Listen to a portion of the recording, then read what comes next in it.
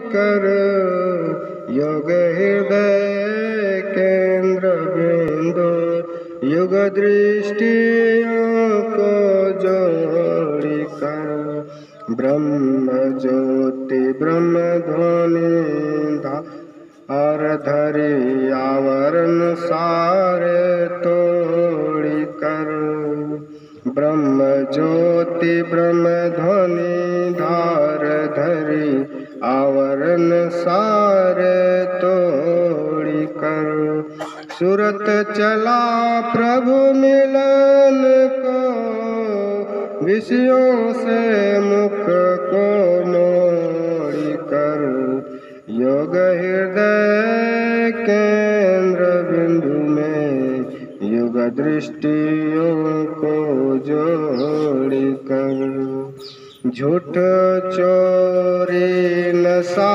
हिंसा और जारी छोड़ी कर झूठ चोरी नशा हिंसा और जारी छोड़ी कर गुरु ध्यान अरो सत्संग सेवन में स्वमति को जोड़ी कर योग हृदय केंद्र बिंदु में युग दृष्टियों को जोड़ी कर जीवन बिताओ स्वावलंबी भरम भाड़े फोड़ी कर जीवन बिताओ स्वावलंबी भरम भाड़े फोड़ी कर संतों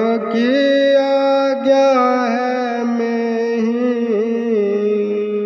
संतों की आज्ञा है में ही माथ धर छल छोड़ी कर योग हृदय केंद्र बिंदु में युग दृष्टियों को जोड़ी कर बोलिए प्रेम से श्री सद्गुरु महाराज की जय।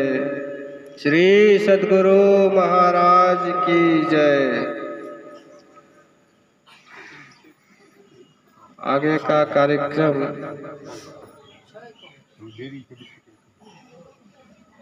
बाबा लोगों के मुखारबिंद से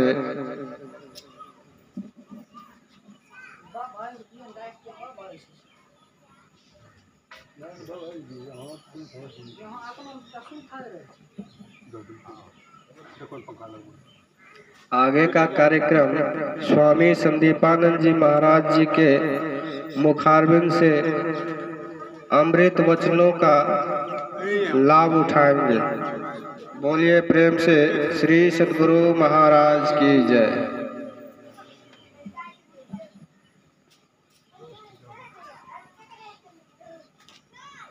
अरे भीतरी से बिस्कुटिया देखा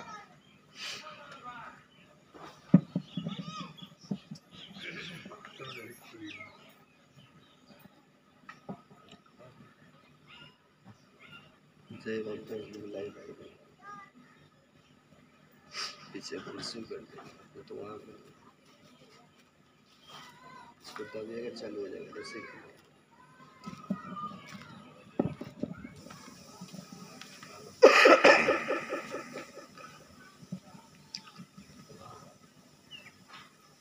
बोलिए प्रेम से श्री सद्गुरु महाराज की। श्री सद्गुरु महाराज की। श्री सद्गुरु महाराज की। ध्येयं सदा परिभवाग्नमभीष्टदोहम् तीर्थास्पदं शिवविरञ्चिनुतं शरण्यम् मृत्यार्तिहं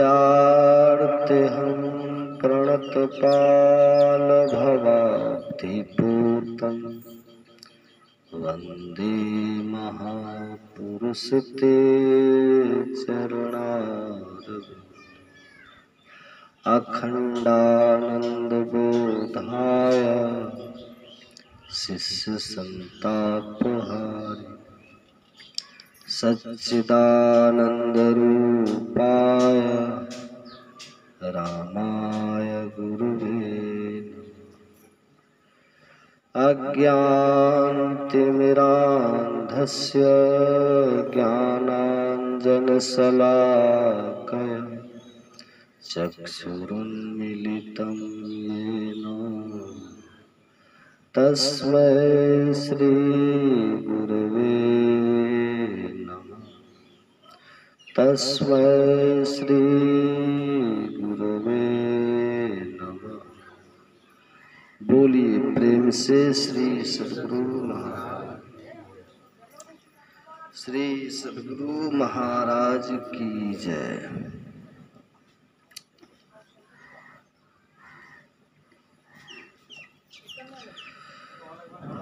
मंचासीन पूज्य महात्मागण के युगलपाद पद्मों में कोटिशः नमन।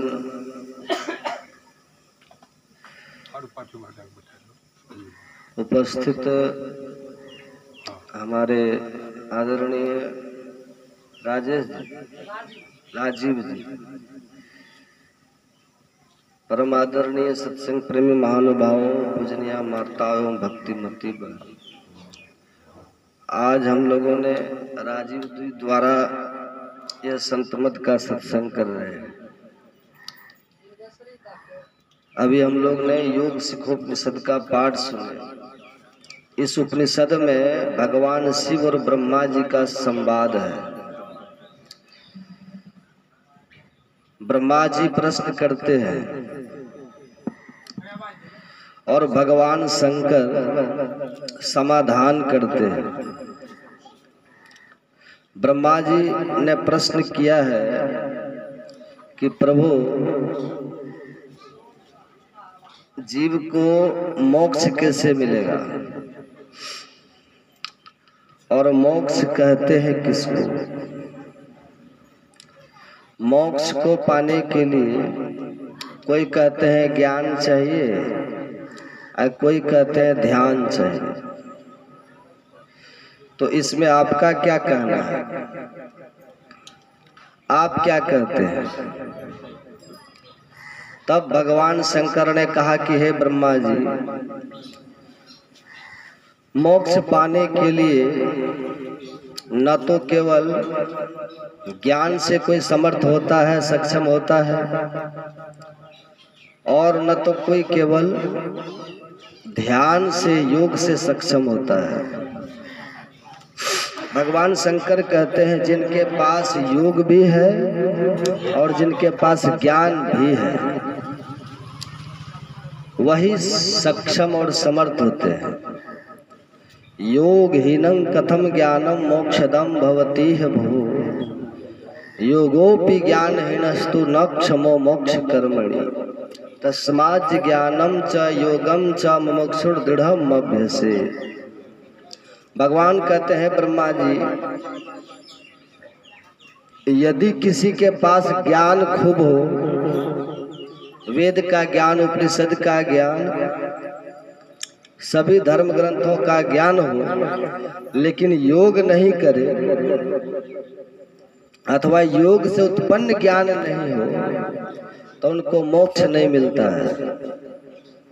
या कोई व्यक्ति योग भी करे लेकिन बिना जाने समझे करे, बिना महापुरुषों से सीखे करे, अपने से करे, मनमना करे, बेढंग करे, करने का ढंग नहीं हो, करने की सही युक्ति जिनके पास नहीं है, उपाय नहीं है, मनमना कर रहा है, तो ऐसे व्यक्ति को भी योग से मोक्ष नहीं मिलेगा। इसलिए भगवान कहते हैं जान लेना चाहिए। और हकीकत में मोक्ष कहते हैं किसको? तो भगवान कहते हैं जैसे नमक पानी में घुल करके पानी ही हो जाता है, ऐसे ही जब जीव ईश्वर में मिलकर के ईश्वर ही हो जाए उसी को कहते हैं मोक्ष। जलानाम सेंधवम यथा, जैसे सेंधव कहते हैं नमक को, जैसे नमक पानी में घुल करके पानी हो जाता है, ऐसे ही जो जीव ईश्वर से मिलकर के ईश्वर ही हो जाए, उसकी जीवता समाप्त हो जाए, उसी अवस्था का नाम है मोक्ष। और ये होता है कब? भगवान शंकर कहते हैं मरने के बाद ये नहीं होगा। पिंड पाते न या मुक्ति सा मुक्तिर न तो मन्यते। भगवान शंकर कहते हैं जो ऐसा समझते हैं कि अभी साधन भजन कुछ करो, अभी कुछ पूजा पाठ करो और मरने के बाद मुक्ति मिल जाएगी, ऐसा नहीं होता। ऐसा विचार अगर किसी को है तो नहीं रखना चाहिए। तब भगवान शंकर कहते हैं देहे ब्रह्मत्व आयाते। देहे मतलब इसी देह में, अभी जो शरीर आप और हम सबका है ना, इसके छूटने के पहले, मरने के पहले शरीर रहते इसी में जो पा लेते हैं, जो जीव और ब्रह्म को एक कर देते हैं मिला करके, जीव की जीवता को मिटा देते हैं, जो ब्रह्मत्व दशा को प्राप्त कर लेते हैं, भगवान वही वास्तव में मोक्ष की दशा है। तीसरी बात भगवान कहते हैं यदि ये दशा मरने के पहले नहीं हुई तो बारंबार जन्म मृत्यु होता रहेगा। और कैसा जन्म मृत्यु होगा? तो भगवान शंकर कहते हैं अंतिम में जैसी वासना होगी, जैसी मति होगी ना अंतिम में मरने के समय, वैसी गति हो जाएगी। देहावसान समय चित्त यद यद विभाव तत्तदे भवे जीव देव जन्म कारण।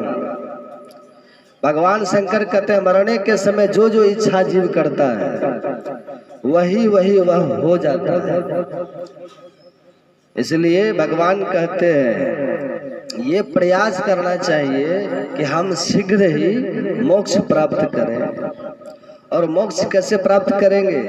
उसके लिए हमें ज्ञान चाहिए। ज्ञानान मोक्ष, ज्ञान से मोक्ष मिलता है। लेकिन किस ज्ञान से मोक्ष मिलता है? अभी जो सुन रहे हैं ना, इसको कहते हैं श्रवण ज्ञान। और यहाँ से आप घर चले जाएंगे और वहाँ जो इसको सोचिएगा विचारिएगा उसको कहते हैं मनन ज्ञान। न श्रवण ज्ञान से मोक्ष मिलेगा, न तो मनन ज्ञान से मोक्ष मिलेगा, और न तो बहुत पढ़ेंगे ना, अपने से गीता खूब पढ़िए, रामायण खूब पढ़िए, अपने से उपनिषद को खूब पढ़ते रहिए, तमाम तरह के ग्रंथों को पढ़ते रहिए, और उससे जो ज्ञान आपको मिलेगा समझिए उससे मोक्ष मिलेगा, उससे भी मोक्ष नहीं मिलेगा। तब किससे मोक्ष मिलेगा?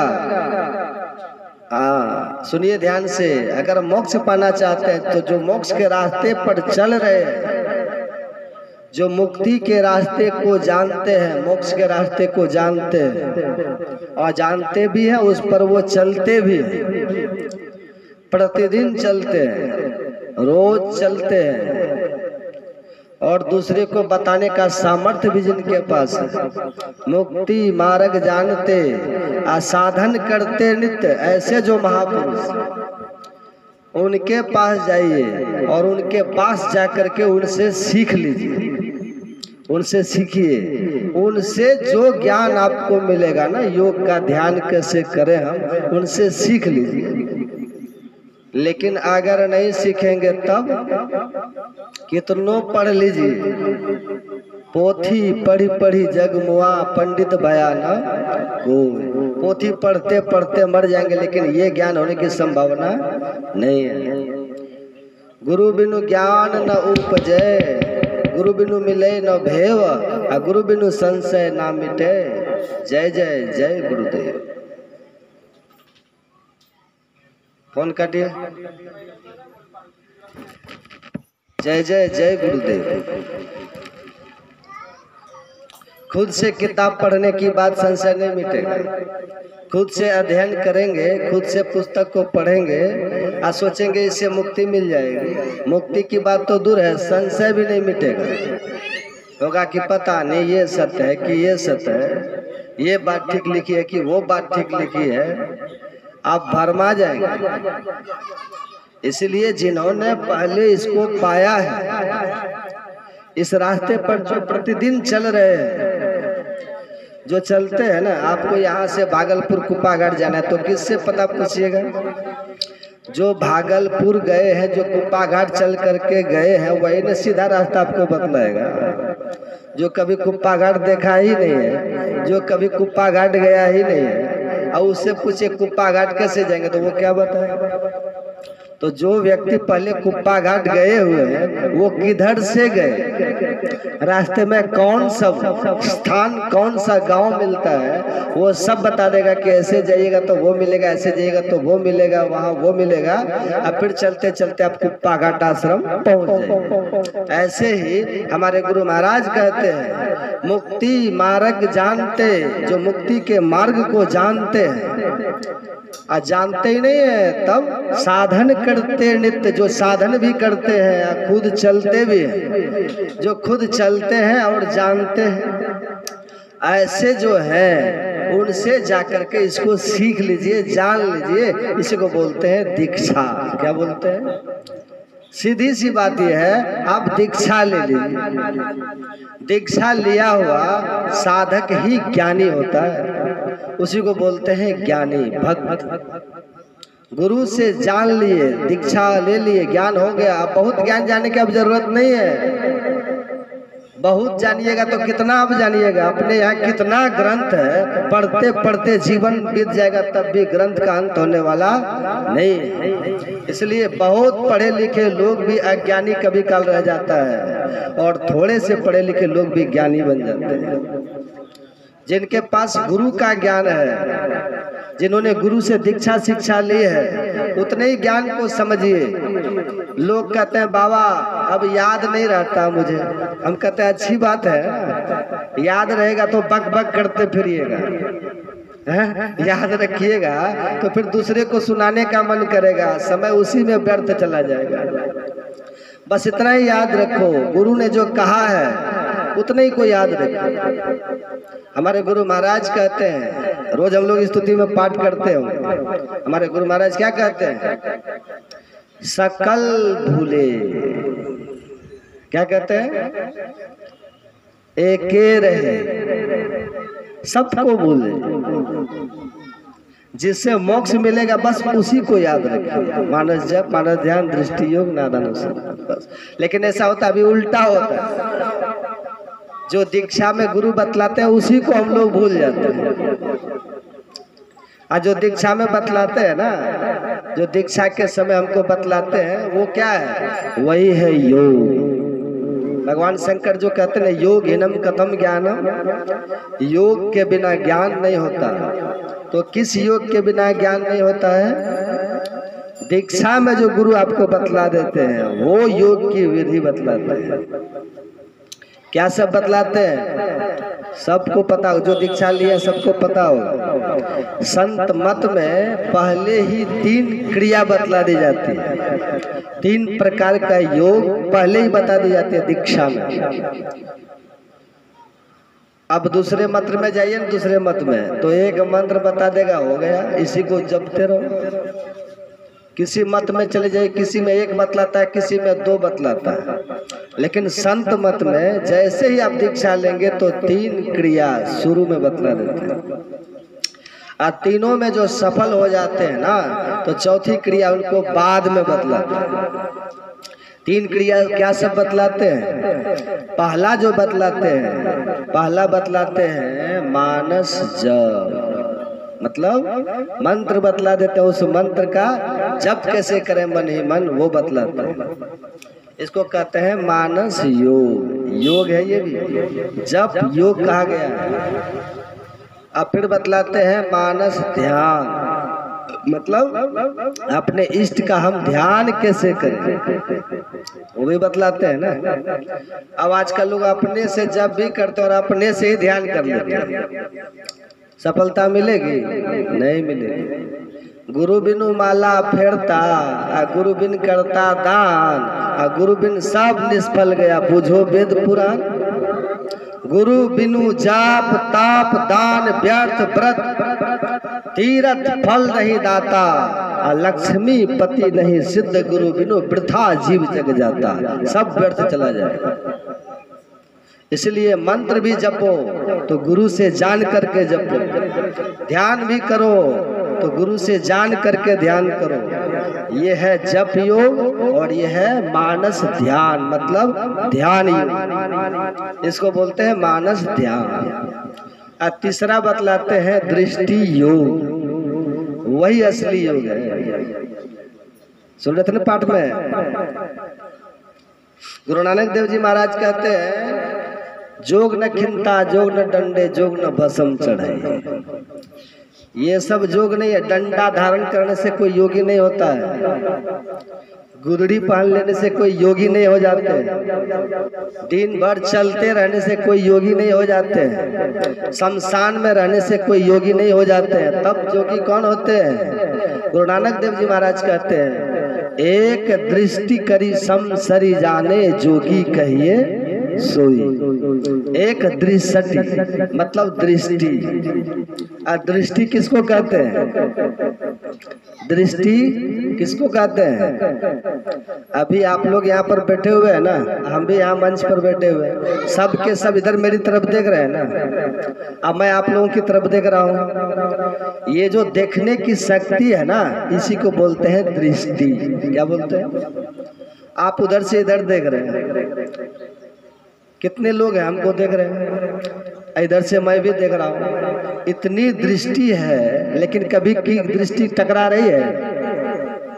क्यों? क्योंकि ये सूक्ष्म है, ये दृष्टि सूक्ष्म है। लेकिन अभी ये दृष्टि अलग अलग है। दो आंख है ना, दोनों से जो देखने की शक्ति निकल रही है, इसी को दृष्टि बोलते हैं। ये अभी दोनों दृष्टि धार हमारी अलग अलग है। जब तक ये दोनों दृष्टि धार अलग अलग है, तब तक हम भोगी बने रहते हैं, विषयों के भोगी। तब तक हमको रूप अच्छा लगता है, रस अच्छा लगता है, गंध अच्छा लगता है, शब्द अच्छा लगता है, ये विषय हमको तब तक अच्छा लगता है। जब तक ये दोनों दृष्टि धार हमारी अलग अलग है, तब तक हम अंधकार में ही रहते हैं। आंख बंद करते हैं, देखिए क्या दिखता है? घोर अंधकार है। जब तक दोनों दृष्टि धार आपकी अलग अलग रहेगी, तब तक ये अंधकार देखिएगा, तब तक अंधकार दिखाई पड़ेगा। और अंधकार को कहते हैं तम। क्या कहते हैं? तम कहते हैं। तो जब तक है तम, तब तक है जम। जब तक है तम, तब तक है जम। तो जब तक ये दोनों दृष्टिधार अलग अलग है, तब तक हम जम के फंदे में हैं। अगर जम के फंदे को काटना है तो योगी बनना पड़ेगा। तो गुरु नानक देव जी महाराज कहते हैं दोनों दृष्टि को जब एक कर लीजिएगा, एक दृष्टि करी सम सरी जाने, जोगी कहिए सोई, वही जोगी होता है। ऐसा क्यों होता है? जिस समय दोनों दृष्टि धार हमारी एक हो जाएगी, उसी समय शरीर से सारी चेतना का सिमटाव हो जाएगा। ये शरीर से हम बाहर निकल जाएंगे, स्थूल से बाहर सूक्ष्म में हम चले जाएंगे। वही असली सन्यासी भी कहलाता है। भगवान श्री कृष्ण कहते हैं गीता में, योगी कौन कहलाते हैं? न ह्य संन्यस्त संकल्पो योगी भवति कश्चन। भगवान कहते हैं केवल संकल्प का त्याग करने से कोई योगी नहीं होता। तब भगवान कृष्ण कहते हैं जो इस तरह के त्यागी है, किस तरह का? किस तरह के त्यागी? जो इस तरह के त्यागी मतलब चेतना को जो संपूर्ण शरीर से सिमट ले और तब अंधकार से प्रकाश में दे आवे, वो जोगी होता है। लेकिन ये कौन कर पाएंगे? सीधे कोई बैठे सोचे दृष्टि योग की साधना कर लेंगे, संभव है? कभी नहीं होगा। इसी के लिए पहले दो साधन, मानस जप और मानस ध्यान, ये भी योग है। तो संत मत में ये तीन साधना पहले बताई जाती है। भगवान शंकर कहते हैं इसको जो ठीक से जान लिया वही कहलाते हैं ज्ञानी। जप हम कैसे करेंगे,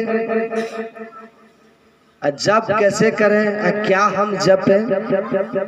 अल्लड़ पल्लड़ अपने से जपिएगा तब कुछ नहीं होने वाला। अभी देखते हैं लोग थोड़ी देर तक राम राम कर लेते हैं, थोड़ी देर तक कृष्ण कृष्ण कर लेते हैं, फिर दुर्गा पूजा अभी आई है, दुर्गा पूजा का समय आया तो ओम दुर्गाये नमः, ओम दुर्गाये नमः जपते रहते हैं, कभी ओम नमः शिवाय जपते रहते हैं। ऐसे अपने मन से करने से कुछ नहीं होता। तब क्या कीजिए, बोले गुरु के पास जाइए और गुरु दीक्षा में जो मंत्र आपको जपने के लिए बतलावे। गुरु कौन मंत्र बतलाते हैं? संत मत में कौन मंत्र दिया जाता है? बड़ी विलक्षण बात है। संत मत में वो मंत्र देते हैं जो दुनिया का सबसे श्रेष्ठ मंत्र है। सुनिएगा ध्यान से, मोबाइल उठा के रखिए। कौन मंत्र देते हैं? गुरु मंत्र देते हैं। गुरु मंत्र, ये गुरु मंत्र कैसा है? हमारे गुरु महाराज कहते हैं, पढ़िएगा पदावली में, गुरु महाराज कहते हैं गुरु गुरु सब जाप भूप। ये जो गुरु गुरु का जप है ना, कैसा है?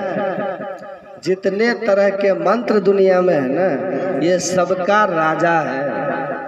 राजा बड़े होते हैं कि प्रजा बड़ी होती है? राजा होते हैं। तो जिसके अंदर सारी अंदर प्रजा हो, जिसके अंदर सारी प्रजा हो वो राजा। तो हमारे गुरु महाराज कहते हैं जो मंत्र सबसे श्रेष्ठ है और जिनके अंदर में दुनिया का सब मंत्र है, वही मंत्र है गुरु मंत्र। गुरु गुरु सब जाप भूप। कैसा है ये? अनुपम सत शांति रूप। अनुपम मंत्र है। अनुपम का अर्थ क्या होता है? जिनकी उपमा हो ही नहीं, इसके समान कोई दूसरा मंत्र है ही नहीं। ये श्रेष्ठ मंत्र है। जो मंत्र आप हम सबको मिला ना जपने के लिए, संत मत के सत्संगी को जो मंत्र मिलता है उसकी बात मैं कर रहा हूँ। ये अनुपम मंत्र। इसी मंत्र को जो जपिएगा उसको श्रेष्ठ लाभ होता है। गुरु गुरु सब जाप भूप, अनुपम सत शांति रूप, उपमा में अति अनूप, दायक फल चारे। ये 4 फल देता है। 4 फल क्या सब है? सुनिए ध्यान से, जपिएगा तो क्या सब मिलेगा सुन लीजिए। हमारे गुरु महाराज कहते हैं 4 फल की प्राप्ति होगी। क्या फल है? सबसे पहला फल है अर्थ। अर्थ मतलब क्या होता है? संपत्ति को, धन को। देखिए यदि कोई ठीक से मंत्र का जप करे ना तो उसको कोई कमी भी नहीं रहती, क्योंकि ये मंत्र ही सबसे बड़ा धन है। ये मंत्र सबसे बड़ा धन है। तभी ना मीराबाई कहती है, मीराबाई की वाणी में मीराबाई कहती है, पायो जी मैंने नाम रतन धन पायो। मीराबाई कहते हैं मैंने नाम रूपी मंत्र रूपी धन पाया, रत्न पाया हमने। ये कैसा रत्न है? तो मीरा कहती है खर्चे नहीं। ये ऐसा धन है, मंत्र जिनके पास होता है ये ऐसा धन है, खर्च करना नहीं है लेकिन होगा सब कुछ। सोचिए, खर्च करना नहीं लेकिन ये धन जिनके पास है ना, वो जो चाहेंगे वो हो जाए। आपके पास जो दुनिया का धन है वो क्या करते हैं? उसको जेब में रुपया पैसा रखते हैं, आ जाते हैं मार्केट में, उसको निकाल करके खर्च करते हैं, तब ना कोई सामान देता है। ऐसे दे देगा? आप जेब से रुपया निकालिए, दुकानदार को दीजिए तो उधर से कुछ सामान आपको मिलेगा। तो रुपया खर्च हुआ कि नहीं आपका? लेकिन ये मंत्र कैसा है सुनिए। मंत्र जिनके पास होता है और जो मंत्र को जपते हैं ठीक से, ये मंत्र खर्च नहीं होता, ऐसा धन है लेकिन मिलता है सब कुछ। अद्भुत है कि नहीं? वही मीराबाई कहती है खर्चे नहीं और नहीं कोई चोर न लेवे। इसको चोर चुरा नहीं सकता, ये धन कोई छीन सकता है? प्रहलाद को उनके पिता ने कहा, हिरण्यकश्यप ने कहा, अरे दुष्ट, तू हमेशा हरि हरि करते रहता है, तू मेरा नाम क्यों नहीं लेता? छोड़ो हरि हरि करना। प्रहलाद जी ने कहा कि पिताजी आप तो मनुष्य हैं ना, आप मनुष्य हैं, आप भिखारी हैं, आपके भीतर में विकार है, आप पापी हैं, आप पाप करते हैं, आप विषयी हैं, आपके भीतर में तो विषय वासना है। जो विषयी हो, जो विकारी हो, जो पापी हो, ऐसे का नाम नहीं लेना चाहिए पिताजी। पिताजी, भगवान निष्पाप है, भगवान निर्विकार है, भगवान निर्विषय तत्व है। जो निर्विकार है, जो निर्विषय है, जो निष्पाप है, ऐसे प्रभु का नाम लेना चाहिए, आपका नाम नहीं लेना चाहिए। सुन रहे ध्यान से? प्रहलाद जी कह रहे। फिर प्रहलाद जी कहते हैं कि पिताजी निरंतर भगवान का नाम लेना चाहिए। क्या पता कब ये शरीर छूट जाए, कोई ठिकाना नहीं है, इसलिए निरंतर मंत्र का जप जपते रहना चाहिए। अब प्रहलाद जी को कौन बताए थे मंत्र, पता है कि नहीं आपको? प्रहलाद के गुरु कौन है? नारद जी है। नारद जी से प्रहलाद जी ने दीक्षा ली है, इसलिए निरंतर वो मंत्र का जप करते रहते। और हिरण्यकश्यपु ऐसे दुर्दांत शासक, उस समय का दुर्दांत राजा राक्षस, प्रहलाद को मिटाने के लिए, मारने के लिए खुद मर गया, लेकिन प्रहलाद का बाल बांका नहीं कर सका। क्यों? क्योंकि वे मंत्र का, भगवान का नाम जपता था। हिरण्यकश्यपु ने कहा था कि देख, अगर तू मेरी बात को नहीं मानेगा ना, अगर तू भगवान के नाम को नहीं छोड़ेगा, अगर छीन तो सकता नहीं बेचारा, भगवान का नाम वो छीन तो सकता नहीं है। वो कहता अगर तू भगवान का नाम लेने से नहीं रुकेगा, इसको नहीं तू छोड़ेगा, तो मैं तेरी जिब्या काट दूंगा। कौन कहता है? हिरण्यकश्यपु कहता है जीभ काट दूंगा। तब प्रहलाद जी ने बहुत अच्छा कहा था। प्रहलाद जी ने कहा था कि हे पिताजी, आप जीभ को ही नहीं काट दीजिएगा, हम भगवान का नाम मन से लेंगे, क्योंकि भगवान तो मन से भी सुन जाते हैं, और मन से तो ज्यादा सुनते हैं। जीभ से बोलिएगा तो वो कम सुनते हैं, मुंह की बात को भगवान कम सुनते हैं। मुंह से बोले, जीभ से हम बोले, अब मन का तारतम्य नहीं हो तो भगवान नहीं सुनते। इसलिए मन से जो भगवान का नाम लेते हैं वो भगवान जल्दी सुनते हैं। प्रहलाद कहते हैं पिताजी कोई बात नहीं, आप काट दीजिए मेरी जिब्या, मन से ले। वही मेरा भाई कहते हैं कोई चोर न लेवे, ये कोई ले नहीं सकता, कोई छीन नहीं सकता, ये ऐसा धन है खर्चे नहीं कोई चोर न लेवे। और क्या दिन दिन बढ़त सवायो, ये बढ़ते चला जाता। मेरा से पूछा किसी ने कि मेरा भाई आप ये धन कहाँ से लिए, ये जो मंत्र रूपी धन आपको मिला ये कहाँ से मिला? तब मेरा भाई कहते हैं वस्तु अमोलक, ये जो अनमोल धन है ना, वस्तु है दई मेरे सदगुरु, मेरे सदगुरु ने दिया है। कैसे दिया? कृपा करी, कृपा करके दिया। यदि आपको कोई ये बोले कि दीक्षा लेके भजन ध्यान कीजिए, तो समझ जाइए संत की कृपा आपके ऊपर हो रही है। आप कभी ये मत सोचिए कि आपको शिष्य चेला चेली बनाने के लिए ऐसा मैं कह रहा हूँ, ऐसा कभी मत सोचिए। आपके शिष्य बन जाने से मेरा कुछ लाभ होने वाला नहीं है, लेकिन आपको महालाभ हो जाए। वही मेरा भाई कहती है वस्तु अमोलक दई मेरे सदगुरु, कृपा करी, कृपा करके दिया, अपनायो, मैंने इसे अपना लिया, मैंने अपनाया।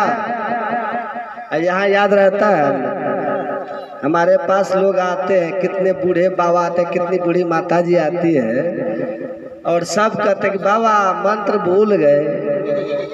कैसे बात करते हैं?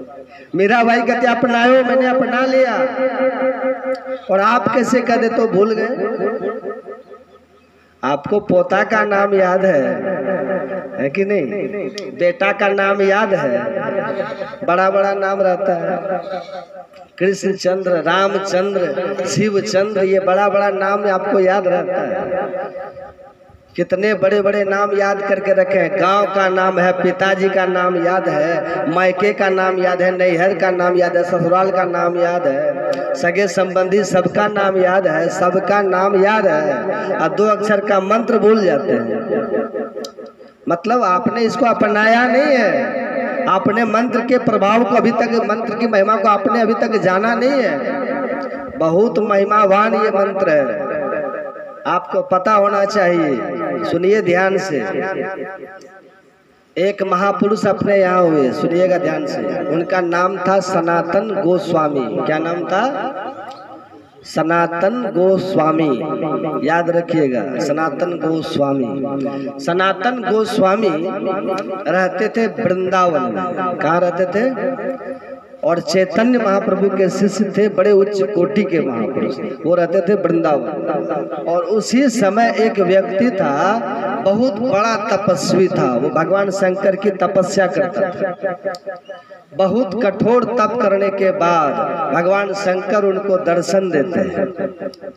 उस व्यक्ति को भगवान शंकर दर्शन देते हैं। भगवान शंकर कहते हैं कि बोलो, तुमने तप किया ना मेरे लिए, देखो मैं आ गया। अब बोलो क्या चाहिए तुम्हें, बोलो। उस व्यक्ति ने कहा कि प्रभु, मेरा सौभाग्य है कि आपने मुझे दर्शन दिया, अब कृपा करिए कि मैं एक ही वस्तु आपसे चाहता हूँ। बोले बोलो क्या चाहिए। और उस व्यक्ति के मन में है, जो वस्तु मैं मांगने जा रहा हूँ ना, ये दुनिया का सबसे श्रेष्ठ वस्तु। कहा बोलो। वो व्यक्ति कहते हैं कि प्रभु कृपा करके मुझे पारस मणि दे दीजिए। पारस मणि समझ रहे हैं? समझते हैं कि नहीं? पारस मणि, पारस मणि कहते हैं जिसमें लोहा को छुआइए सोना हो जाता है, पारस मणि। अब किसी के पास पारस मणि हो जाए तो कहिए कितना अमीर हो जाएगा। सब लोहा को लाइए, छुआते जाइए, सोना बनते जाएगा, है ना? अद्भुत चीज है नहीं? आप डॉक्टर क्यों बने हैं? धन के लिए ना। आप मास्टर क्यों बनते हैं? धन के लिए। हैं? आप प्रोफेसर क्यों बनते हैं? धन के लिए। बिजनेस क्यों करते हैं? तो धन के लिए। किसान खेती क्यों करते हैं? धन के लिए करते हैं। अब यदि किसी को घर में बैठे बैठे पारस मणि मिल जाए तो कुछ करने की अब जरूरत है? बस हर जगह से वो लोहा लाएगा, लोहा को सटाते गया, सोना होता चला, है कि नहीं? कहा कि हमको पारस मणि दे दीजिए। भगवान शंकर ने देखा। अब भगवान शंकर है कौन? योगी। वही भगवान शंकर उपदेश कर रहे थे ब्रह्मा जी। भगवान शंकर है महायोगीश्वर। भगवान शंकर, भगवान शंकर की दृष्टि में दुनिया का सब कुछ मूल्यहीन है। तब न वो शमशान में रहते हैं, चिता का भस्म रमाते हैं, योगी फकीर की तरह भगवान शंकर रहते हैं। भगवान शंकर ने कहा इसको पारस मणि तो मैं दूंगा, पर थोड़ी इसको शिक्षा भी दूंगा। भगवान शंकर कहते एक काम करो, तुमको पारस मणि चाहिए ना? बोले हाँ प्रभु। कहा चले जाओ यहाँ से तुम वृंदावन। वृंदावन में एक महापुरुष रहते हैं, उनका नाम है सनातन गोस्वामी। उनके पास जाना और उनके पास पारस मणि है, तुमको वहां मिल जाए। भगवान शंकर कह रहे हैं उस व्यक्ति को। अब वो व्यक्ति जाता है वृंदावन सनातन गोस्वामी के पास। सनातन गोस्वामी बड़े विरक्त महापुरुष थे। वो अपनी झोपड़ी में कुटिया में रहते थे, अब केवल भजन करते थे, मंत्र जपते रहते थे। वो व्यक्ति वहां जाता है, कहता है प्रणाम किया, पहले प्रणाम किया। तब सनातन गोस्वामी पूछते हैं क्या बात है, कहाँ से आए हैं? कहते हैं हम फलानी से जगह से आए हैं और भगवान शंकर ने मुझे आपके पास भेजा। अब जैसे सुना कि भगवान शंकर ने मुझे भेजा, चौंक गए सनातन गोस्वामी। कहा मेरे पास शंकर भगवान ने भेजा? कहा जी। कहा क्या बात है, कहिए। तो उस व्यक्ति ने कहा कि मुझे वरदान में भगवान शंकर ने पारस मणि प्राप्ति की बात कही है और वो पारस मणि आपके पास है। सनातन गोस्वामी जी कहते हैं हाँ मेरे पास तो है। कहा वही हमको दे दीजिए। अच्छा वो तू चाहता है? बोले हाँ। कहा ठीक है। कहा चले जाओ जमुना किनारे चले जाओ, उसको मैंने वहां फेंक दिया। जमुना किनारे फलानी जगह पर उसको मैंने फेंक दिया है, वो जाके उठा ले। अब वो व्यक्ति जाता है, अब भीतर में तो बड़ा उल्लास है, प्रसन्नता है, अरे पारस मणि अब मुझे मिल रहा है, ये कम बड़ी बात है। पारस मणि वो उठा लेता है जमुना किनारे। उठा तो लिया, लेकिन भगवान शंकर का जो उन्होंने तप किया था तो पवित्र काम है ना तप करना। थोड़ा मन उसका शुद्ध हुआ था, विवेक थोड़ा उसका जगा था। विवेक भी जगना कम बड़ी बात नहीं है, उसका विवेक थोड़ा सा जगा था। अब उसके मन में होता है जिस पारस मणि के लिए इतने वर्षों तक हम तप किए, अस्थि पिंजर शरीर मेरा बच गया है, तब जाकर के ये भगवान का मुझे दर्शन हुआ। और जब मैंने पारस मणि की याचना करी तो भगवान ने इनके पास भेज दिया। इनके पास पारस मणि है, लेकिन इनको तो मैंने देखा कि ये पारस मणि को फेंक दिया जमुना किनारे। इसका मतलब ये हुआ कि इनके पास पारस मणि से भी ज्यादा बहुमूल्य कोई पदार्थ है इसके पास। ये विवेक उसको जगा। क्या है जाके पूछना चाहिए। फिर गया, प्रणाम किया, कहा मिल गई, कहा जाओ, कहा अब नहीं जाएंगे। कब क्या हो गया? कहा आप पहले ये हमको बताइए जिसके लिए इतना हम तप किए उसको आप फेंक क्यों दिए जमुना किनारे? क्यों फेंके? इसका मतलब आपके पास इससे ज्यादा कोई कीमती पदार्थ है। मुस्कुराए, बोले हाँ मेरे पास तो है, तभी तो इसको हमने बेकार समझ करके फेंक दिया। अब वो व्यक्ति कहता तब मैं भी इसको अब फेंकता हूँ, मैं भी तब वही लूंगा। आपके पास में जो है ना, मैं भी वही लूंगा, इसको मैं फेंकता हूँ। इसको करते हैं विवेक, है ना? क्या वही लेगा, मेरा वाला पदार्थ लेगा? कहा हाँ। तब तुमको पहले जमुना में जाओ, स्नान करो, हाथ पैर को जिस हाथ से तूने छुआ है ना, इसको हाथ को ठीक से साफ करो। मतलब क्या हुआ? इसकी इच्छा को बिल्कुल मिटाना होगा, इसकी कामना को, ये संसार के पदार्थों की कामना को बिल्कुल छोड़ना होगा। क्या छोड़ देंगे? कहा जाओ स्नान करो। स्नान करके वो आया, कहा अब बैठो मेरे सामने। और सनातन गोस्वामी कहते हैं मैं तुमको वो पदार्थ बतलाता हूँ जो पारस मणि से भी ज्यादा महत्व का है। ये पारस मणि जो तूने पाया है ना, ये पारस मणि लोहा को सोना बनाता है, और मैं जो पदार्थ तुमको दूंगा वो भी पारस मणि है, लेकिन वो ऐसा पारस मणि है जो तुम्हारे जीवन को सोना बना देगा। ये तो लोहा को सोना बनाता है ना, पर मेरे पास जो वो पारस मणि है जो तुम्हारे जीवन को सोना बना देगा। कहा जल्दी बताइए। और बस कुछ नहीं, बस यही एक मंत्र उनको बतला दिया। मंत्र बतला दिया, कैसी को तुम जपो। और आपको पता है मंत्र को कैसे भी जपिए। तुलसीदास जी महाराज कहते हैं भाव कुभाव अनख आलस हु। भाव से जपिए गुरु गुरु तब भी ठीक है। भाव अगर नहीं है, कभी नहीं रहे, कभी भाव से ही जपिए, गुरु गुरु कीजिए तब भी ठीक है। यदि भाव भी नहीं है, कुभाव भी नहीं, आप क्रोध में है ना, क्रोध में भी जपिए तब भी ठीक है। किसी भी तरह से आप मंत्र को जपिए। तुलसीदास जी महाराज कहते हैं भाव कुभाव अनख आलस हो, नाम जपत मंगल दिशि दसहु। जो मंत्र का जप करते हैं उनके लिए दसों दिशा में मंगल ही मंगल हो जाता है। सोना घर में रहेगा तो मंगल होगा क्या? कहिए होगा मंगल? जैसे 1 किलो सोना घर में आया, 1 किलो तो पहले यहाँ किसी के घर में है क्या सोना? होगा क्या? यदि होगा तो सड़क पर सीधा चलिएगा। मेरे घर में 1 किलो सोना, जब जिसको चाहो मिटा दो, है ना? कितना घमंड हो जाएगा कि नहीं? पहले तो होगा नहीं, यदि हो गया तो घमंड हो जाएगा। यदि हो गया तो चुराने का आपके अंदर भय समा जाएगा। यदि हो गया तो खोने का भय समा जाएगा। कहीं कोई ले तो नहीं लेगा, कहीं कोई देख तो नहीं लिया है। हमेशा डरे रहेंगे, सशंकित रहेंगे, भयभीत रहेंगे, डरे हुए रहेंगे।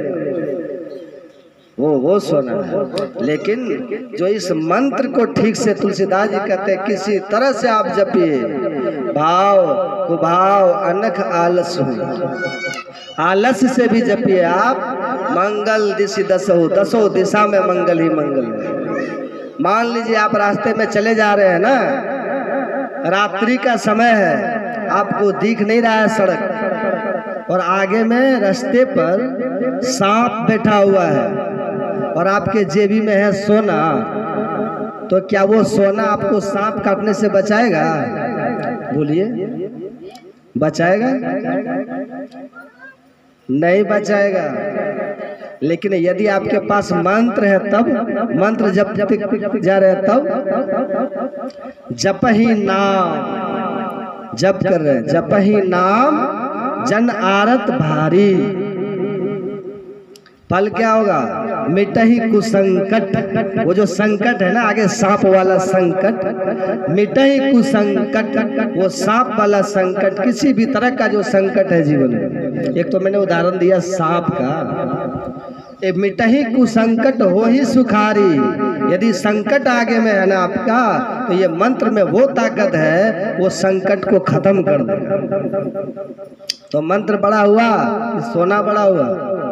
बोलिए, आपके पास बहुत बैलेंस है, बैंक बैलेंस, आपने बहुत धन जमा कर लिया, बहुत सब कुछ है, लेकिन ऐसा संकट आ गया जीवन में कि आपकी मृत्यु अब होने वाली है, ऐसा संकट आ जाए यदि, तो क्या वो धन, आप जाने नहीं रहे संकट के बारे। लेकिन यदि आप मंत्र को जप कर रहे हैं, जप ही नाम जन आरत भारी, मिटही कुसंकट। हमारे पास लोग आते हैं, कहते हैं बाबा मेरा हाथ देखिए ना, हम यद्यपि सब देखते नहीं, लेकिन लोग कहते हैं महात्मा तो चलो दिखाते हैं हाथ, और ज्यादा करके युवक सब, बाबा जा मेरा हाथ देखिए, तो हम कहते हैं तुम्हारे हाथ में क्या है? तो देखिए ना, क्या देखेंगे? तो मेरी रेखा को जरा देख दीजिए, मेरे जीवन में मेरी रेखा सही है कि नहीं, सुख मिलने वाला है कि नहीं, जरा मेरी रेखा को आप देख दीजिए। तब हम कहते हैं देखेंगे तो अब क्या हो जाएगा? तो कहता है जो होगा सो आप बता दीजिएगा। तो हमने कहा कि बता देंगे तब क्या हो जाएगा? मान लीजिए हमने आपकी रेखा को देखी और रेखा में लिखा है कि आपको अब संकट आने वाला है ना, हमने बता दिया आपको। कभी देखते हैं माता जी लोग पीछे से पीछे आते हैं, जल्दी बैठ जाइए माता जी से, गप सप नहीं कीजिए। अच्छा, हनुमान जी सत्संग में कब आते थे? कहिए तो, हनुमान जी सत्संग में कब आते थे? बोलिए ना। सबसे पहले आते थे। जब सत्संग शुरू होता था तो हनुमान जी वक्ता के पहले, यानी कि वक्ता सुनाने के लिए आएंगे तब जाएंगे। हनुमान जी सत्संग में सबसे पहले आते थे। आ जाते थे कब? बीचे मुड़ के चले जाते थे।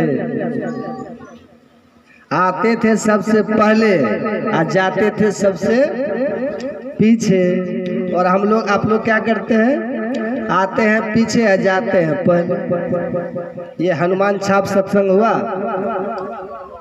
हनुमान जी की तरफ बनिए। पहले आकर के बैठिए और आरती के पहले उठिए नहीं, आरती के बाद ही उठिए तो लाभ मिलेगा, सत्संग का पुण्य मिलेगा। क्या कह रहे थे हम? संकट की बात करते। लोग कहते हैं हाथ देखिए मेरा, हम कहते हैं हाथ मान लीजिए हम बता ही देंगे आपको, तो इससे होगा क्या? कहाँ वो बात तो है बाबा। इससे हम कहते हैं इससे अच्छा उपाय है कि आपकी रेखा ही बदल जाए, वो काम कीजिए। कहते हैं कैसे बदलेगी मेरी रेखा? उनके मन में होता बाबा थोड़ा काट कूट के इधर उधर करेंगे रेखा को, चाकू लेंगे, ब्लेड लेंगे, उसको काट कूट करके इधर उधर कर देंगे। हम कहते हैं काटेंगे उठेंगे नहीं, हम रेखा बदलने का उपाय बता देंगे। रेखा बदलने का जो है ना, वो आपको बता देते। तो क्या है, अब वो सोचता कोई सामान देगा जेब से। हम कहते हैं इसके लिए आपको पहले 6 महीना मांस मछली छोड़ना पड़ेगा। ऐसे नहीं होता। जो 6 महीना मांस मछली पहले से छोड़ देता है उसी को दीक्षा मिलती है। हाँ, हम ये नहीं कहते कि आप दीक्षा लेके हरिश्चंद्र बन जाइए, सत्यवादी हरिश्चंद्र, हम ये नहीं कहते। हम ये नहीं कहते कि आप दीक्षा लेते हैं युधिष्ठिर की तरह धर्मात्मा इतना बनिएगा कि आपकी गाड़ी का पहिया धरती से एक बित्ता ऊपर चलेगा, ऐसा हम नहीं कहते। वो सब तो धीरे धीरे छूटेगा। सबकी जो जड़ है ये खान पान, मांस मछली, हमारे गुरु महाराज कहते हैं मांस मछली या भोजन त्यागो, इसको छोड़ना पड़ेगा। इसको छोड़ करके तब जो आते हैं ना, तब उनको हम बतलाते हैं। क्या बतलाते हैं? मंत्र बतलाते हैं। कैसा मंत्र है? वस्तु अमोलक या मूलक है। अब मंत्र बतलाएंगे तब क्या होगा?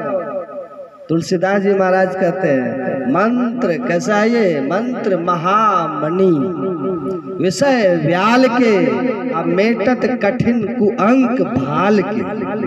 कुअंक भाल के, भाल किसको कहते हैं? मस्तिष्क। मस्तिष्क में जो गलत रेखा है ना, इस रेखा को भी जो मिटाने का सामर्थ्य रखता है वो है मंत्र। मंत्र है, कितना प्रेम होना चाहिए। लोग मंत्र ही भूल जाते हैं, समझिए। इसी मंत्र को जपिए। सबसे श्रेष्ठ मंत्र यही गुरु मंत्र है, सबसे श्रेष्ठ मंत्र है। गुरु रित्यक्षर द्वयत देवी स्वार में वह संशय स्मृति वेद पुराणा नाम। भगवान शंकर कहते कि हे देवी, स्मृतियों का, वेदों का, पुराणों का सार है ये 2 अक्षर का गुरु नाम वाला मंत्र। कौन बोल रहे हैं? भगवान शंकर का। भगवान शंकर झूठ भी बोलते हैं क्या? भगवान शंकर कभी झूठ नहीं बोलते। और भगवान शंकर को झूठा व्यक्ति से बहुत नफरत है, इतना नफरत है कि और की तो बात छोड़िए। उनकी पत्नी थी ना सती, संग सती जग जननी भवानी, जो सती है वो सती को भी भगवान शंकर ने एक झूठ के चलते सदा के लिए त्याग कर दिया। उस समय की सबसे ज्यादा सुंदरी थी सती, सर्वगुण संपन्ना, सद्गुण संपन्ना, सर्वलक्षण संपन्ना, ऐसी थी भवानी सती। लेकिन एक झूठ बोला, वही जो परीक्षा लिया था। कह दिया मैंने कोई परीक्षा नहीं ली, लेकिन परीक्षा उन्होंने लिया था। भगवान शंकर ने देखा ये झूठ बोली, बस सदा के लिए त्याग कर दिया। समझिए, वो भगवान शंकर कह रहे हैं ये सभी ग्रंथों का सार है। कौन? गुरु का मंत्र। इस मंत्र को जपो। कैसे जपिएगा? मंत्र को जपिए नहीं, हम कहते हैं मंत्र में डूबिए, मंत्र में डूब जाइए। ऐसा जपिए मंत्र को कि मंत्र में डूब जाइए। कैसे डूबिएगा? मंत्र में कैसे डूबिएगा? जैसे मछली पानी में डूब जाती है। अब मछली को श्वास लेने के लिए बाहर आना पड़ता है क्या? डूब गई, मछली के चारों तरफ जल ही जल है। श्वास भी लेगी तो उसी में, मछली खाएगी भी तो उसी में। जैसे मछली पानी में डूब जाती है, जैसे जल ही मछली का जीवन हो जाता है, इसी तरह से जो मंत्र में डूब जाए, जिसका जीवन मंत्र हो जाए। पढ़िए, तुलसीदास जी लिखते हैं रामायण में। तुलसीदास जी महाराज कहते हैं सकल कामनाहीन जे, सकल कामनाहीन जे राम भगति रस लीन, नाम सप्रेम पीयूष हृदय।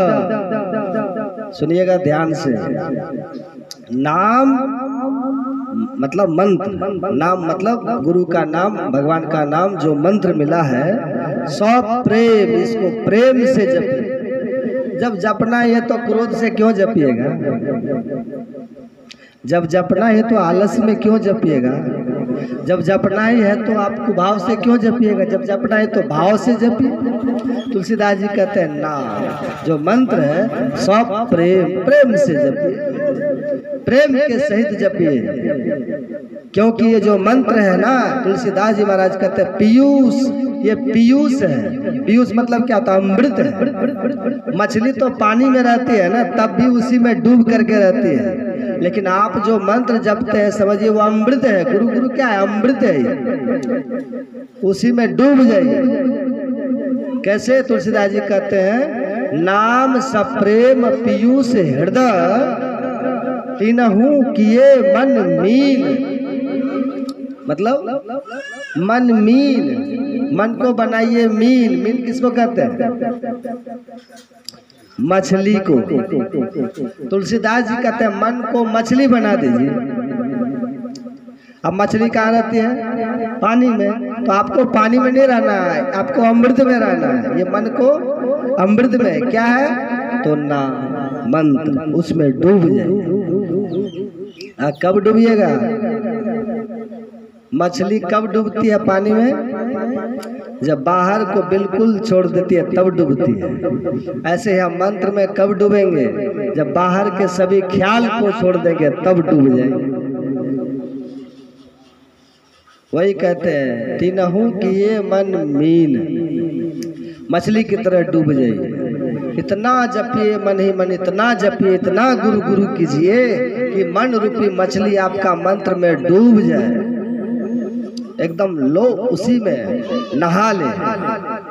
मंत्र स्नान कीजिए। गंगा स्नान तो खूब करते हैं कि नहीं? गंगा स्नान से पाप नहीं मिटता सबके सब, लेकिन मंत्र स्नान करने से माता मीराबाई कहती है राम नाम रट लीजिए प्राणी, कोटिक पाप कटे रे। पाप कट जाएगा, मिट जाएगा। आपको गंगा स्नान करने की जरूरत नहीं। जहां आप हैं वहीं यहीं बैठ के घर में मंत्र स्नान कीजिए, रोज कीजिए। कैसे? डुबकी लगाइए, डूब जाइए। इसी को कबीर साहब कहते हैं, सुनिएगा आप ध्यान से। नाम जपत स्थिर भया। मंत्र जप करते करते बिल्कुल स्थिर हो जाइए, एकाग्र शांत हो जाइए। जप करते करते बिल्कुल शांत हो गए, मन स्थिर हो गया, मन मंत्र में लग गया। नाम जपत स्थिर भया और ज्ञान कथत भया लीन। का मतलब क्या है? ज्ञान की बात कर रहे हैं तब भी मन वही लीन है। का मंत्र में ऐसा अभ्यास जब हो जाए, मुंह से बोल रहे हैं अब मन में गुरु गुरु चल रहा है, ये ज्ञान कथा थी, मुंह से ज्ञान की बातें कर रहे हैं, अब मन वहां लीन है मंत्र में। ऐसी क्षमता आ जानी चाहिए, ऐसी क्षमता। जब ऐसी क्षमता आएगी ना तब अंतिम में लाभ होगा। अभी क्या है, अभी तो बैठे हैं जप करने के लिए, एक मच्छर काटता है कि चौंक करके उड़ जाता है। मच्छर की सूंड देखे? मच्छर की सूंड कभी देखे? हाथी की सूंड तो सब देखे हो, हाथी की सूंड तो बड़ी होती है। अब मच्छर की सूंड देखे? बोरिंग करता है ना मच्छर, मच्छर जो बोरिंग करता है आपके चमड़ा पर, सूंड है तब न करता है। सूंड घुसाता है कैसे? बोरिंग करता है और तब सूंड घुसा के खून खींचता है ना। कितना पतला उसकी सूंड देखिएगा, बहुत पतली होती है। ठीक से देखिएगा, सुई की नोक के जैसी उसकी वो सूंड पतली होती है। मच्छर की सूंड आपका ध्यान तोड़ देता है। बोलिए कितना पतला है। जम का मुंगरा कभी देखे? आप विचार कीजिए, कहाँ मच्छर की सूंड और कहाँ जम का मुंगरा। जम का मुंगरा ऐसा है कि बड़े बड़े की हड्डी तोड़ देता है। मुंगरी ने मारी के प्राण निकासत, मुंगरी मारता। अब देखिएगा जो मरने लगता है ना बूढ़े बूढ़ी, तो पैखाना पेशाब करता है। क्यों करता है? वो तलब कैसे लग गई उसे, मार लगती है यमराज की। हम लोग देखते नहीं, पर उस पर मुंगरा चलता है। आप हम देखते नहीं है। जब आप मच्छर की सूंड की नोक की चोट सह करके मंत्र को छोड़ देते हैं, सह नहीं पाते हैं, तो समझिए जो जब का मुंगरा लगेगा तब कैसा होगा। इतना अभ्यास आप बना लीजिए कि मच्छर लटका रहे लेकिन मंत्र आपका नहीं छूटे, तब जम की मुंगरा को भी बर्दाश्त कर पाएंगे। और बहुत अद्भुत है, जिनको मंत्र ठीक से जप होने लग जाएगा ना, तो उनको न तो मच्छर की सूंड का पता चलेगा और न तो जम की मुंगरा का पता चलेगा। ये ताकत है केवल मंत्र। और वहाँ किए कर तो माई बाप, किए कर तो भाई, किए कर तो घर के त्रिया, कोई नहीं बचाएगा। न पत्नी बचाएगी, न भाई बचाएगा, न बहन बचाएगी, न माता पिता, कोई नहीं बचाएगा। यदि मंत्र आपके पास है ना तो यही मंत्र आपको बचाएगा, कोई नहीं बचाएगा। मंत्र बचा लेता है। इसलिए कैसे जपिए, तो वही कबीर साहब कहते हैं, नाम जपत स्थिर भया। स्थिर होकर के, यानी कि बस बैठे और तुरंत उठ करके चल दिए, स्थिर होकर थोड़ी देर बैठिए, जपिए, और जब जप करेंगे तो आप और ज्यादा स्थिर हो जाएंगे। ये मंत्र का प्रभाव। नाम जपत स्थिर भया, ज्ञान कथत भया लीन। ज्ञान का कथन हो रहा है, बेटे बेटे, मन है मंत्र में, अवाणी है मुंह में, चल रहा है। ऐसा अभ्यास हमारा होगा। ये कैसे होगा? कबीर साहब कहते हैं, सूरत शब्द एके भया, जल ही होएगा अमली। ये मछली जैसे जल में रह करके, अब बाहर से आप देखिए तो मछली दिखती है, जल में वो समा गए। ऐसे ही मन हमारा मंत्र में समा जाए। मनो मध्य स्थितो मंत्रो, मंत्र मध्य स्थितम मनः, मनो मंत्र समायोगो जपित्यभिधीयते। ये भगवान शंकर कहते हैं, मन में मंत्र घुस जाए, अब मंत्र में मन घुस जाए, मन मंत्र एक हो जाए। ऐसा यदि हो जाएगा तो मंत्र सिद्ध हो जाएगा। जपात सिद्धि, जब से सिद्धि मिल जाएगी। जब से भी सिद्धि मिलती है। जब की सिद्धि क्या है? जब की सिद्धि यही है, अभी हम चाहते हैं तब जप नहीं होता, लेकिन तब सिद्ध होने पर नहीं चाहेंगे तब भी जप होगा। आप सो करके उठिएगा, पहले से जप होता हुआ आपको मिलेगा। ये जप की सिद्धि है। और सबसे बड़ी बात यह है, जिनके नाम का आप जप कीजिएगा उनका दर्शन हो जाएगा। उसी को बोलते हैं मानस ध्यान। क्या कहते हैं? ये ध्यान है। अब सुनिए ध्यान। अभी मंदिर में मूर्ति लगाएंगे ना आप लोग, अभी दुर्गा माँ की पूजा चल रही है। सब मंदिर में दुर्गा माँ की एक से एक मूर्ति बन रही है, पूजा करेंगे। कोई सोना की छतरी चढ़ाते हैं तो कोई हीरा का हार पहनाते हैं। कैसे कैसे लोग पूजा भी कर रहे हैं संसार में। देखिए, बड़े बड़े नेता, बड़े बड़े मंत्री अपना खजाना खोल करके दुर्गा माँ की पूजा में लगे हुए हैं। बहुत अच्छी बात है, करना चाहिए। लेकिन ये पूजा तो 9 दिन की है, 10 दिन की है, और उसके बाद क्या कीजिएगा? फिर वही चलेगा 80 चुटकी 90 ताल, तब देखो खैनी का हाल। फिर वही चलेगा, फिर वही चलेगा। संडे हो कि मंडे निधि खाओ अंडे। फिर वही चलेगा, रामा रामा हरे हरे बकरी मुर्गी घरे घरे। फिर ये शुरू हो जाए। और आजकल तो लोग विभाग कर दिया है। लोग कहते हैं ये है वैष्णवी दुर्गा और वो है शाक्ति दुर्गा। बताइए कैसा आदमी है। दुर्गा को भी लोग मांसाहारी बना दिया। माँ दुर्गा जो माँ दुर्गा जगदम्बा है, जो जगत की अम्बा है, क्या वो मुर्गा बकरी की माँ नहीं है? आप किसी की माँ के सामने उसके पुत्र को, उसकी संतान को मारिएगा, क्या माँ का कोप नहीं होगा? कैसे आप हैं जी? ऐसा क्यों करते हैं? सत्संग नहीं करने के कारण। और सत्संग भी ऐसा सुनता है ना जहाँ पत्संग ज्यादा होता है। जो ये कहते हैं सब कुछ खाओ पियो 3 बार भगवान को जगा दो, वहां जाके करते नहीं। बिनु सत्संग विवेक न होई, आराम कृपा बिनु सुलभ न सोई। बिना सत्संग के विवेक आपको नहीं होगा। मूर्ति स्थापित करना मंदिर में बहुत उत्तम बात है। हम लोग भी घर में गुरु महाराज का चित्र लगाते हैं, बहुत उत्तम बात है, लगाना चाहिए।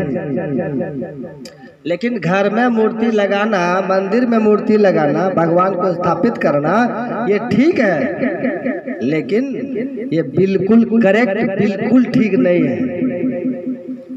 ये बिल्कुल ठीक नहीं है। बिल्कुल ठीक क्या है? उपकारी गुरु रूप को मानस ध्यान थपो, यहाँ स्थापित कीजिए, अपने भीतर स्थापित कीजिए। ये मंदिर तो आपने अपने से ईंट पत्थर का मंदिर आपने बना लिया, ये तो आपका बनाया हुआ मंदिर है, ये आपका बनाया हुआ मस्जिद है, वो तो आपने बनाया। लेकिन ये क्या है? ये शरीर, ये कुदरती कावा है, ये ईश्वर कृत मंदिर है, ये भगवान का बनाया हुआ मंदिर। वो नकली है, ये शरीर असली मंदिर है। कभी आपने सोचा? नकली मंदिर मस्जिदों में जाए सद अफसोस है, कुदरती मस्जिद का साकिन कष्ट उठाने के लिए। वो मंदिर एक प्रतीक है। उस मंदिर में जैसे आप मूर्ति को स्थापना करते हैं, उसी तरह से स्थापना अपने शरीर रूपी मंदिर में कीजिए। आप कहेंगे बाबा कहाँ करेंगे? तो क्या मंदिर में आप सब जगह मूर्तियाँ लगाते हैं? एक स्थान उसका नियुक्त होता है, निश्चित होता है, उस स्थान पर आप मूर्ति लगा देते हैं। इसी तरह से शरीर हमारा है, इसमें कहाँ पर लगाइएगा? मूर्ति की स्थापना कहाँ करिएगा? हमारे गुरु महाराज कहते हैं मानस ध्यान थपो, मानस पटल पर स्थापित करना है, ख्याल में स्थापित करना, मानस पटल पर स्थापित करना है गुरु मूर्ति को। एक संत कहते हैं निहारो यारो गुरु मूर्ति की ओर। ये देखिए, यही है मानस ध्यान। क्या है? ये भी योग है। जप भी योग। अगर आप जप ठीक से करेंगे तो जप करते करते जैसे मन स्थिर होगा, वैसे आपके भीतर में से ब्रह्म ज्ञान प्रकट होगा। वो ज्ञान आपको प्रकट होगा जो ज्ञान किताब उताब कहीं नहीं मिलेगा आपको। है सब ज्ञान है, पर आपको लेगा अरे ये ज्ञान तो पहले से हम जानते हैं। जो ये पुस्तक में लिखा है ज्ञान, ये तो हम पहले से जान रहे हैं। वो आपको कैसे मिला? मंत्र की शक्ति से मिल गया। जैसे मंत्र सिद्ध हो जाएगा, मन स्थिर हो जाएगा, जब करते करते बस ज्ञान भीतर से प्रकट हो जाएगा।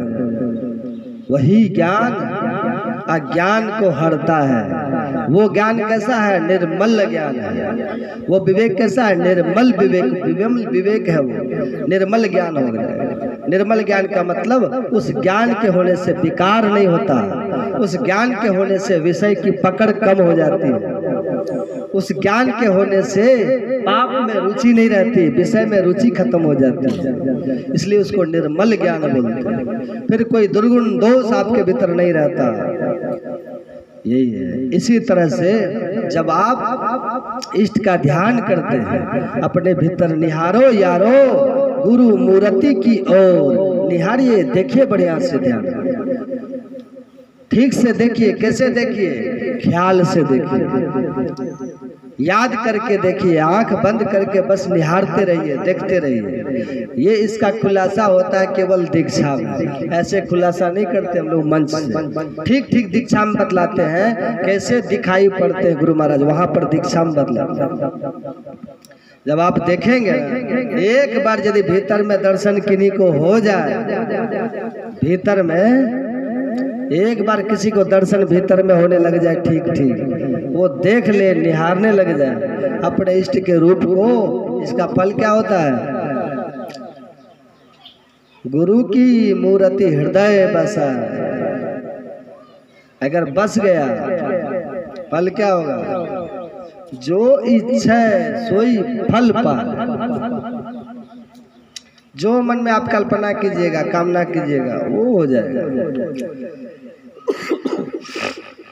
गलत कल्पना आपको होगी नहीं, क्योंकि अब आप पहले पवित्र हुए, पहले शुद्ध हुए, तब आपको दर्शन हुआ। अशुद्धि खत्म, गंदगी खत्म। अब न गलत चिंतन है, न गलत कामना है। अब हमेशा शुभ संकल्प कीजिएगा, शुभ चाहेंगे, वो सब पूरा हो जाएगा।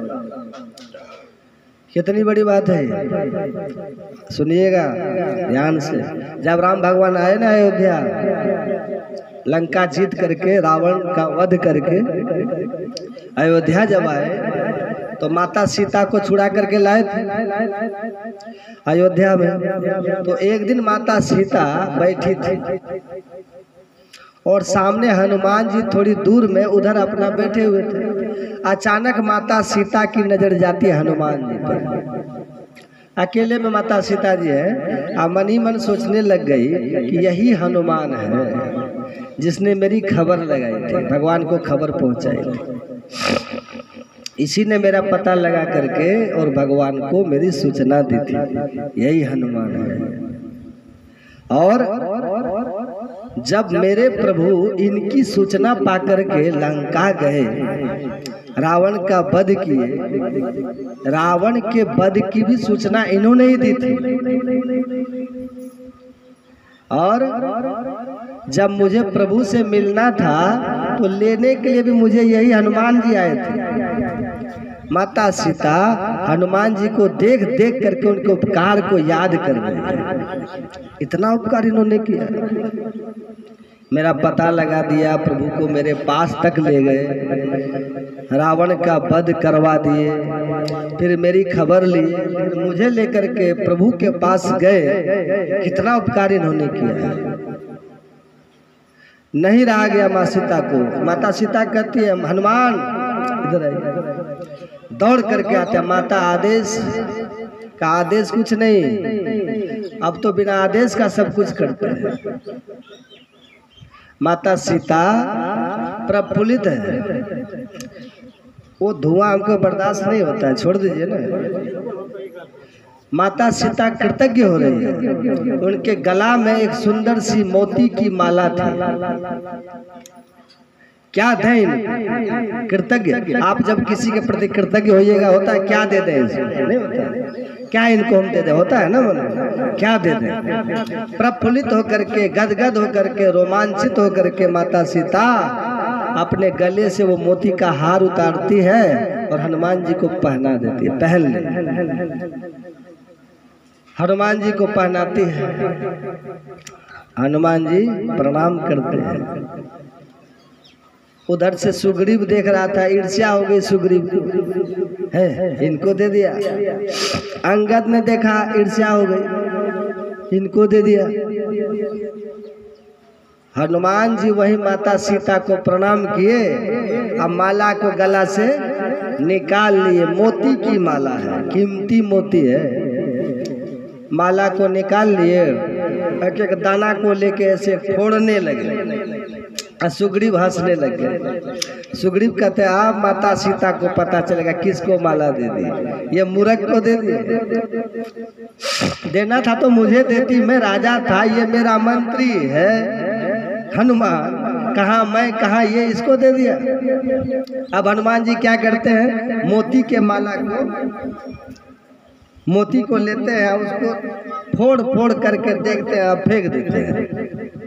अब माता सीता भी समझ रही है, वो भी माता सीता अंतर्यामी है, भगवती है ना, मुस्कुरा रही है। हनुमान जी इसको बहुत फोड़ फोड़ के बड़े गौर से निहार के देख रहे हैं, क्या बात है। सुग्रीव मुस्कुरा रहा है कि ये मूर्ख को दे दिया माला।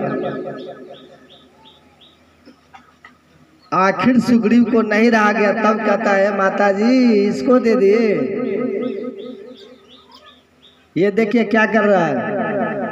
माता सीता कहते हैं हाँ देख रही हूँ क्या कर रहा है, देखिए फेंक रहा है, बर्बाद कर रहा है। हाँ पता नहीं क्यों फेंक रहा है, जब सब कुछ जान रही है माता सीता, सब कुछ पता है, पूछो क्यों ऐसा कर रहा है, पूछो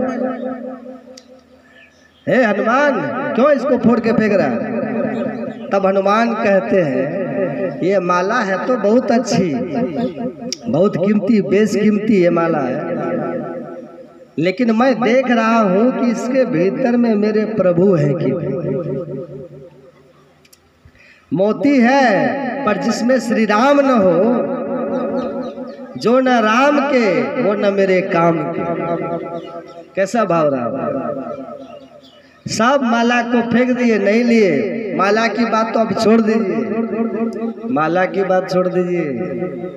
हनुमान जी को भगवान श्री राम ने विभीषण को लंका दे दिए और सुग्रीव को किष्किंधा दे दिए ना। हनुमान को कुछ नहीं दिए। भगवान हनुमान ने कभी कुछ मांगा भी नहीं, भगवान कुछ दिए भी नहीं। एक दिन भगवान से नहीं रहा गया, भगवान पूछते हैं कि हनुमान तुमको कोई कष्ट भी है क्या? सुनिएगा ध्यान से, कोई कष्ट भी तुमको है? हनुमान जी देखते हैं क्या बात है, आज पूछ रहे हैं, क्योंकि न तो इनको कोई राज दिए है, न तो कोई धन संपदा, कुछ तो हम दिए ही नहीं। उपकार सबसे बड़ा यही हनुमान किया है मेरा। पूछे कोई कष्ट भी तुमको है? हनुमान जी कहते नहीं, कष्ट तो कुछ नहीं है प्रभु। नहीं कोई विपत्ति हो जीवन में तो बोलो। कहाँ एक विपत्ति है? कहा बोलो हम दूर कर देंगे।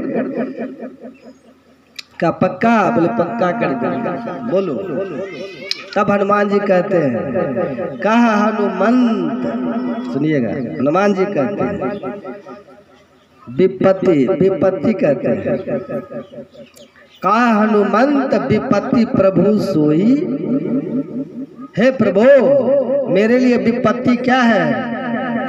हनुमान जी कहते हैं जब तब सुमिरन भजन न, जिस समय मुझसे आपका सुमिरन नहीं होता है, वो समय मेरे लिए सबसे बड़ी विपत्ति का समय है प्रभु।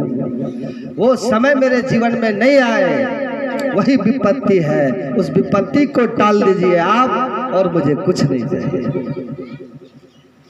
देख रहे हैं कैसी भावना है? उसी का फल भगवान ने कहा, एवमस्तु, जाओ, तुम्हारा मन कभी मंत्र को छोड़ेगा नहीं, राम को छोड़ेगा नहीं।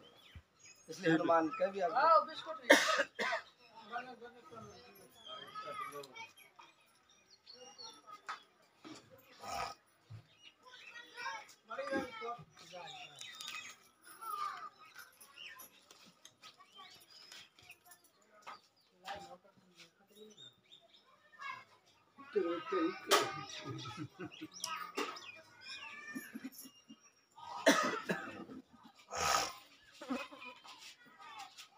गला ठीक नहीं है ना, इसलिए बोल नहीं पाए। ठीक है, मेडिसिन खा लीजिए।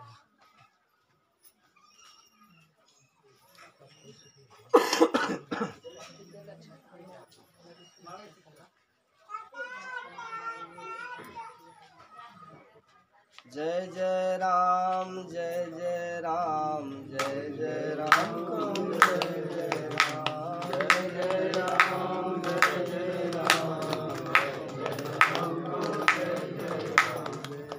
जयति जयति जय राम, राम जयति जयति। गाइए ना, आप लोग याद नहीं है?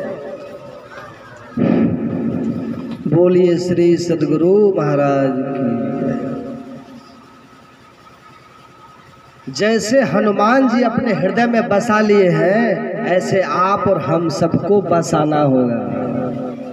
ये असली पूजा है, गुरु महाराज को बसाना होगा। किनके भीतर बसेंगे गुरु महाराज? जो हमेशा चलते फिरते उठते बैठते खाते पीते गुरु महाराज की ही याद में मंत्र जप करते रहिएगा, इनकी याद करते रहिएगा, स्मरण करते रहिए इनका। उन्हीं को जब बैठ करके ध्यान कीजिएगा तो भीतर दर्शन भी इनका होगा, झांकी मिलेगी भीतर, दर्शन कीजिएगा भीतर। अब भीतर का जो दर्शन है ना, वो दर्शन से क्या होगा? हमारे गुरु महाराज कहते हैं अमीय रूप कही, अमृत स्वरूप है रूप। सुन रहे थे ना पाठ में?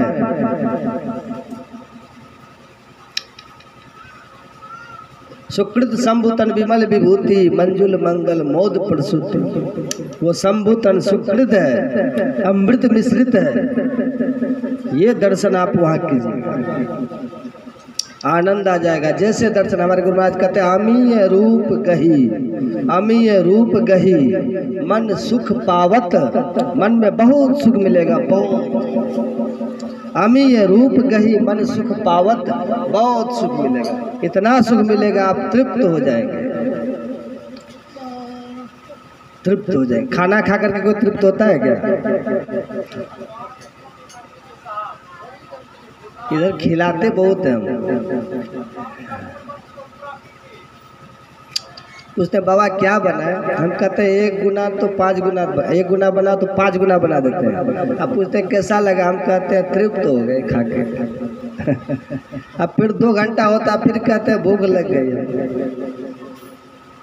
तो ये तृप्ति थोड़ी देर के लिए है भोजन का, ये असली तृप्ति नहीं है। आप बढ़िया से बढ़िया खा लीजिए, तृप्त होंगे पर थोड़ी देर के लिए, फिर भूख लग जाएगी। आप बढ़िया से बढ़िया कपड़ा पहन लीजिए, तृप्त हो जाइएगा पर थोड़ी देर के लिए। एक बार जो अपने भीतर में दर्शन इष्ट का कर लेते हैं, इष्ट के दर्शन करते जो तृप्ति आपको मिलेगी, वो तृप्ति अद्भुत है। उस तृप्ति में महासुख है।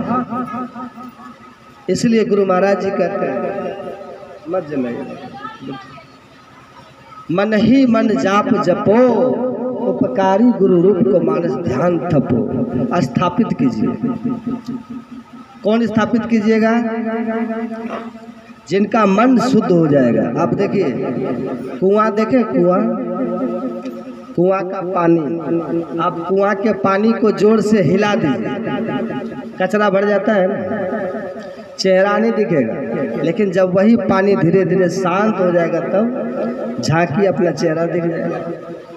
ऐसे जब तक मन आपका चंचल है तब तक नहीं दिखेगा, और जब करते करते जब मन स्थिर हो जाएगा तब झांकिएगा तो देखिएगा, उसी में आपको दिख जाएगा, दिखेगा।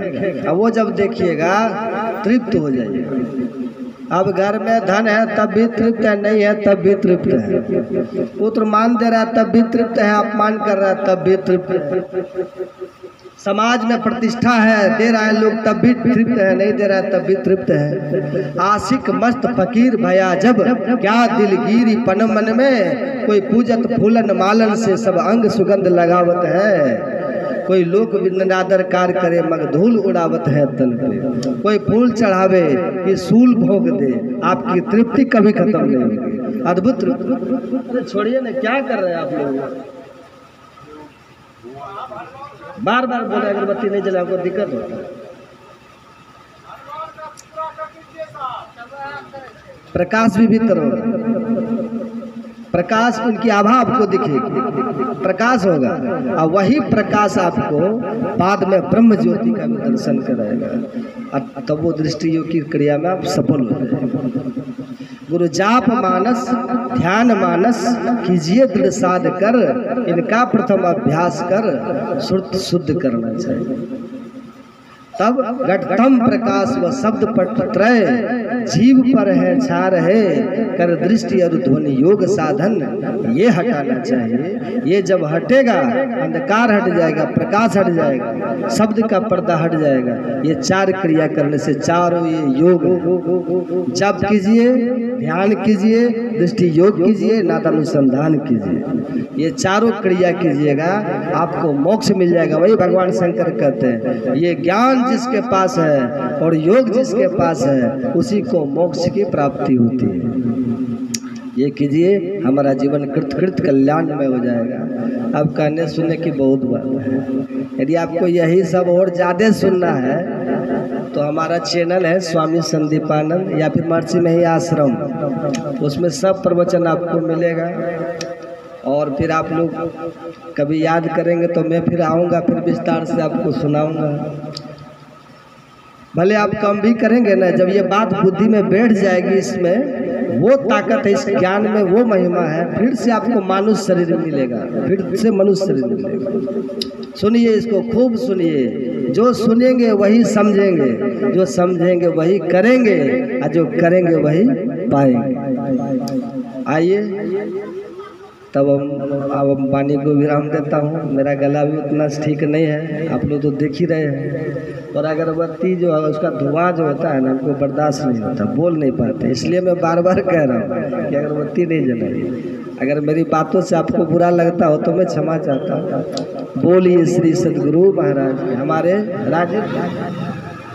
हमारे राजीव जी देखिए कितने प्रिय हैं, उन्होंने मुझे बगरी से बुला कर रात में ले आया।